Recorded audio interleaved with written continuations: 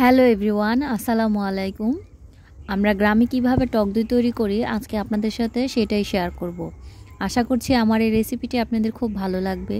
যদি ভালো লেগে থাকে তাহলে অবশ্যই আমার চ্যানেলটিকে সাবস্ক্রাইব করবেন। এর জন্য প্রথমে আমি 1 লিটার দুধ একটা হাঁড়িতে নিয়ে নিয়েছি।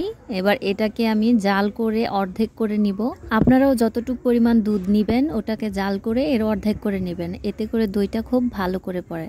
আর এইদিকে আমি দইটা পাতার জন্য যেই বীজটা ব্যবহার করব সেই বীজটাকে আমি একটা বাটির মধ্যে সুতি কাপড়ের উপর রেখে এটাকে ঝুলিয়ে রাখছি যাতে করে এর পানিটা ঝরে যায়।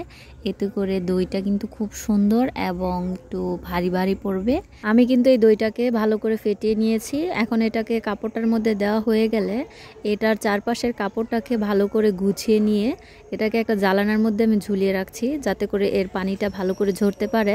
আপনারা চাইলে এটাকে একটা নেটের মধ্যেও রাখতে পারেন বা চালনের মধ্যেও রাখতে পারেন। দুধটা কিন্তু অনেকটাই ঘন হয়ে গেছে। এখন এটাকে আরও একটু নেড়ে চেড়ে আমি জাল করে ঘন করে নিব। দুধটা জাল করা হয়ে গেছে, এখন এটাকে আমি নামিয়ে রাখবো।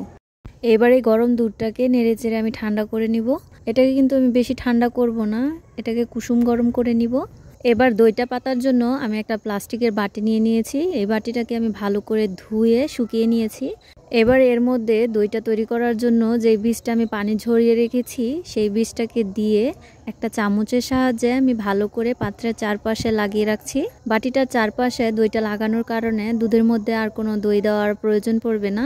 দেখতেই পাচ্ছেন আমি একটু সময় নিয়ে দইটাকে পাত্রের গায়ে ভালো করে লাগিয়ে দিচ্ছি। আর এই পাত্রের মধ্যে দইটা দেওয়া হয়ে গেছে। এখন এর মধ্যে যে দুধটাকে আমি জাল করে নিয়েছি সেটাকে কুসুম গরম করে এর পাত্রের মধ্যে ঢেলে দিব।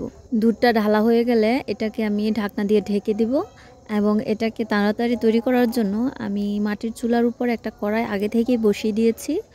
আর এর মধ্যে কিছু কাপড় দিয়ে আমি ঢেকে দিয়েছিলাম যাতে করে এটা একটু গরম হয়ে থাকে। এবার এর মধ্যে পাত্রটাকে দিয়ে উপর দিয়ে একটা কাপড় দিয়ে ঢাকনা দিয়ে ঢেকে আমি এটাকে তৈরি করে নেব। এখানে কিন্তু আমি চুলার মধ্যে কোনো জাল দিইনি। যখন রান্না হয়ে গেছিল এটা চুলাটা একটু ঠান্ডা হয়ে যাওয়ার পর এই আগুনটার উপরেই কড়াইটা বসিয়ে রেখেছিলাম।